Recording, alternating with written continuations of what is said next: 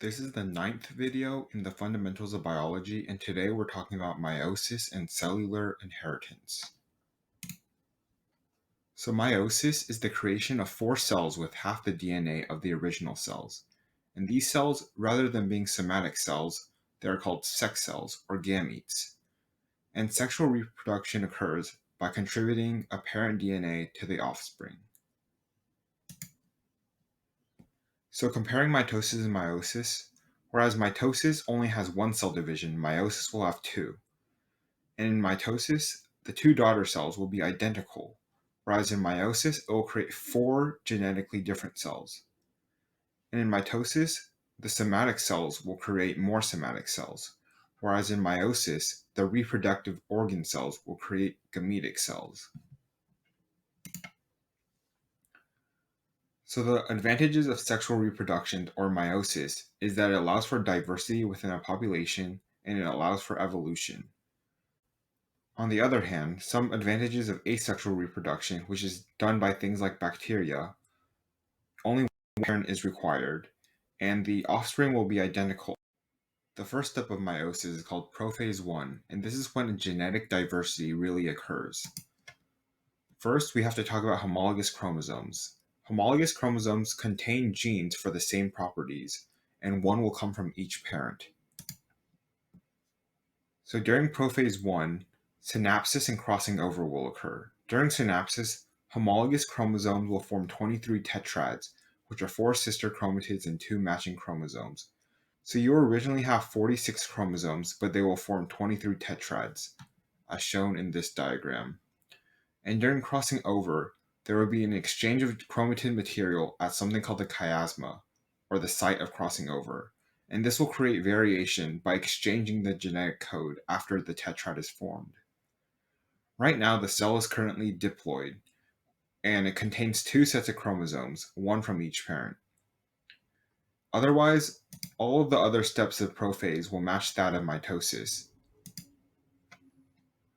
The next step of meiosis 1 is metaphase 1. But contrasting metaphase and mitosis, the 23 tetrads will align at the metaphase plate rather than the total of 46 chromosomes.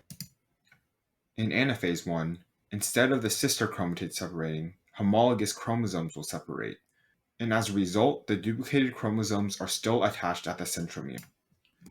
In telophase 1, the 2 cells are formed, and the cell will become a haploid, which means it contains one set of chromosomes, or 1n is equal to 23 chromosomes, n being the number of unique chromosomes that we have. In meiosis 2, it will be the same process as mitosis, as the sister chromatids will separate into 4 different cells. However, only 23 chromosomes will be inside each daughter cell rather than 46 in mitosis. So variation within a population will occur mostly through crossing over in prophase 1. However, independent assortment in metaphase 1 will also contribute to variation.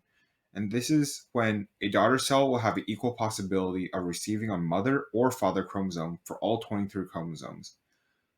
And due to this, there will be a 2 to the power of 23 different combinations possible for a gamete, or around 8 million. Additionally, random fertilization means that any sperm can fertilize any egg. Some differences between a sperm and an egg after meiosis occurs is in a sperm, all 4 cells produced are viable sperm cells.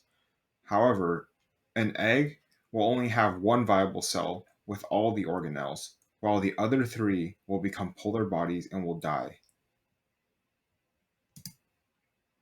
Sometimes there are errors when separating in meiosis. Non-disjunction is caused by mutations, and if chromosomes do not separate properly, some gametes will have the wrong number of chromosomes. And this can lead to something called aneuploidy, or the incorrect number of chromosomes.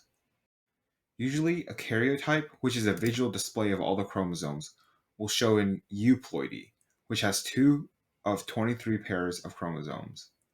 And this is usually referred to as 2n, with n being the number of unique chromosomes. In monosomy, you will have one missing chromosome. So in this picture, you can see the 13th chromosome only has 1 instead of the usual 2. In trisomy, you will have 1 chromosome gained. In this diagram, this chromosome over here will have 3. A polyploid is when there is an entire set of chromosomes gained. So an example of this would be a tetraploid or a triploid when you have 3N rather than 2N, the diploid.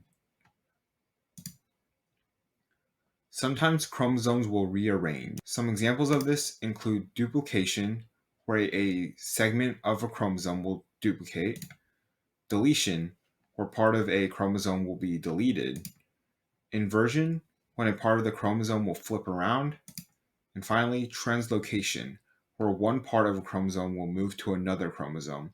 If it's reciprocal, they swap. However, if it's non-reciprocal, one chunk will move to another without any swapping. So thanks for watching this video. This lesson covered meiosis, genetic diversity, non-disjunction, and chromosomal rearrangements.